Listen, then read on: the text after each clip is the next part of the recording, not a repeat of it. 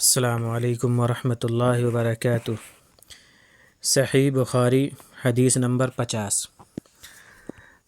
باب سؤال جبریل النبی عن الاسلام والاسلام والاحسان وعلم الساعة وبيان النبي صلى الله عليه وسلم له ثم قال جاء جبريل عليه السلام يعلمكم دينكم فجعل ذلك كله دينا وما بين النبي صلى الله عليه وسلم لوفد عبد القيس من الإيمان وقوله تعالى ومن يبتغ غير الإسلام دينا فلن يقبل منه۔ حضرت جبرائیل علیہ السلام کا نبی اکرم صلی اللہ علیہ وسلم سے ایمان، اسلام، احسان اور قیامت کے علم کے بارے میں سوال کرنا اور حضور صلی اللہ علیہ وسلم کو ان باتوں کو ان سے بیان کرنا۔ پھر آپ صلی اللہ علیہ وسلم نے فرمایا کہ جبریل تمہیں تمہارا دین سکھلانے آئے تھے۔ یہاں آپ صلی اللہ علیہ وسلم نے ان تمام باتوں کو دین فرمایا، اور اس باب میں اس کا بھی بیان ہے جو باتیں ایمان کے بارے میں آپ صلی اللہ علیہ وسلم نے عبد القیس کے وفد سے بیان فرمایا تھا، اور اللہ تعالیٰ کا ارشاد ہے سورہ آل عمران میں وَمَن يَبْتَغِ غَيْرَ الْإِسْلَامِ دِينًا فَلَن يُقْبَلَ مِنْهُ، کہ جو کوئی اسلام کے سوا کوئی دوسرا دین اختیار کرے تو وہ اس سے ہرگز قبول نہ کیا جائے گا۔ وَبِهِ حَدَّثَنَا قال حدثنا مسدد قال حدثنا اسماعیل بن ابراہیم اخبرنا ابو حیان التیمی عن ابی زرعة عن ابی ہریرة قال كان النبي صلى الله عليه وسلم بارزا يوما للناس فأتاه رجل يعني جبريل فقال ما الإيمان؟ قال الإيمان أن تؤمن بالله وملائكته وبلقائه ورسله وتؤمن بالبعث۔ قال ما الإسلام؟ قال الإسلام أن تعبد الله ولا تشرك به شيئا وتقيم الصلاة وتؤدي الزكاة المفروضة وتصوم رمضان۔ قال ما الإحسان؟ قال أن تعبد الله كأنك تراه فإن لم تكن تراه فإنه يراك۔ قال متى الساعة؟ قال ما المسؤول عنها بأعلم من السائل وسأخبرك عن أشراطها إذا ولدت الأمة ربها وإذا تطاول رعاة الإبل البهم في البنيان في 5 لا يعلمهن إلا الله۔ ثم تلا النبي صلى الله عليه وسلم إن الله عنده علم الساعة ثم أدبر فقال ردوه فلم يروا شيئا فقال هذا جبريل جاء يعلم الناس دينهم۔ قال أبو عبد الله جعل ذلك كله من الإيمان۔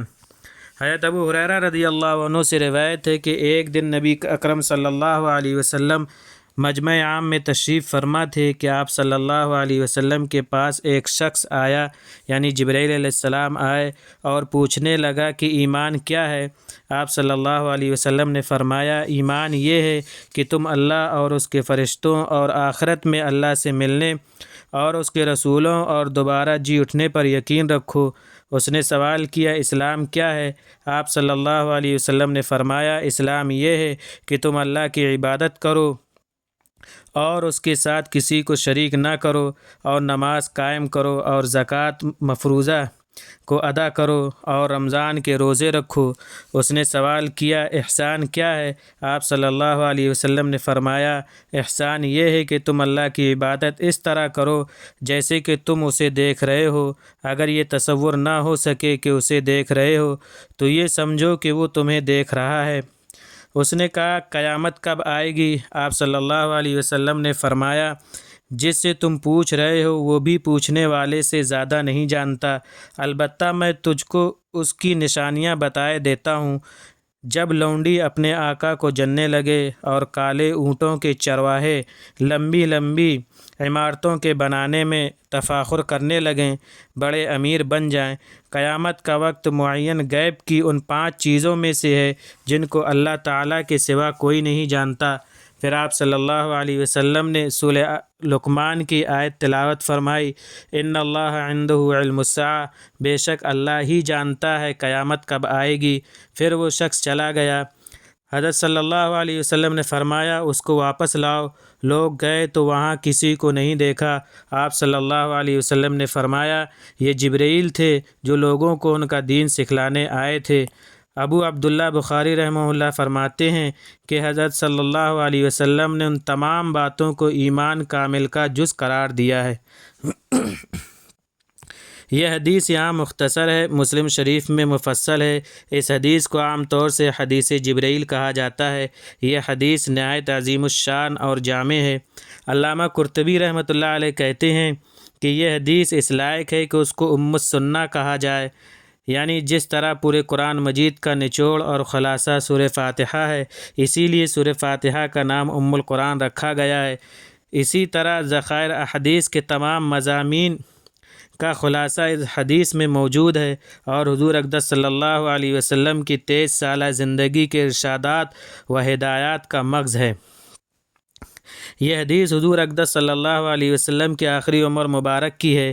23 سال کے عرصے میں جو احکام آپ صلی اللہ علیہ وسلم پر نازل ہوئے اور جو تفاسیر آپ صلی اللہ علیہ وسلم نے بیان فرمائی، ان تمام کا خلاصہ آپ صلی اللہ علیہ وسلم نے اس حدیث میں بیان فرمایا ہے۔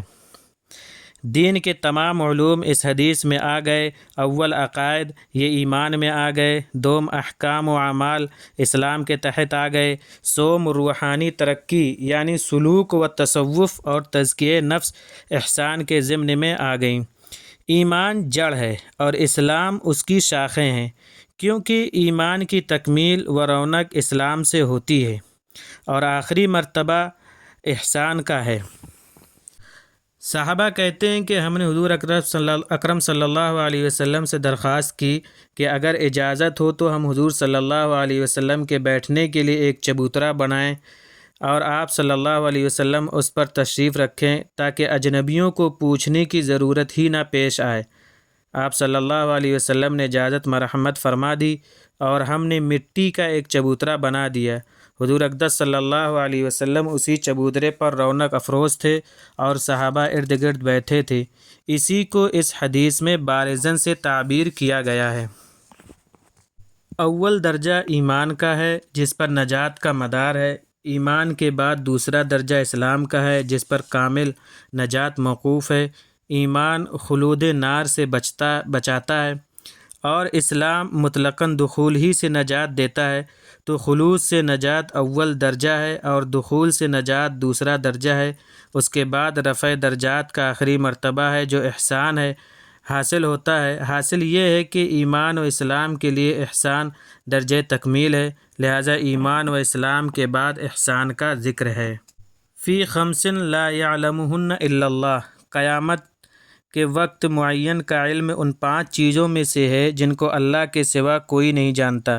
پھر آپ صلی اللہ علیہ وسلم نے آیت تلاوت فرمائی، ان اللہ عندہ علم الساعہ، یعنی اللہ ہی کے پاس ہے علم قیامت کا کہ کس سال کس تاریخ میں آئے گی، اور وہی بارش کو اتارتا ہے اور وہی جانتا ہے جو شکم مادر میں ہے کہ لڑکی ہے یا لڑکا اور کس شکل و صورت کا ہے، اور کوئی شخص نہیں جانتا کہ وہ کل کو کیا کمائے گا، یعنی خیر و شر میں سے کیا حاصل کرے گا، اور کوئی نہیں جانتا کہ وہ کس زمین میں مرے گا۔ یہ ہیں وہ 5 چیزیں جن کا علم اللہ کے سوا کسی کو نہیں ہے۔ تو یہ تھی آج کی ہماری حدیث جو حدیث جبرائیل کے نام سے موسوم ہے۔ تو انشاءاللہ آپ لوگ اس ویڈیو کو دیکھیں اور ایمان، اسلام اور احسان کو سمجھنے کی کوشش کریں اور اس پر عمل بھی کریں۔ انشاءاللہ ہم اگلے ویڈیو میں ملیں گے جس میں اس میں جو ہے ایک نئی حدیث لے کر آپ کے سامنے آئیں گے۔ السلام علیکم ورحمۃ اللہ وبرکاتہ۔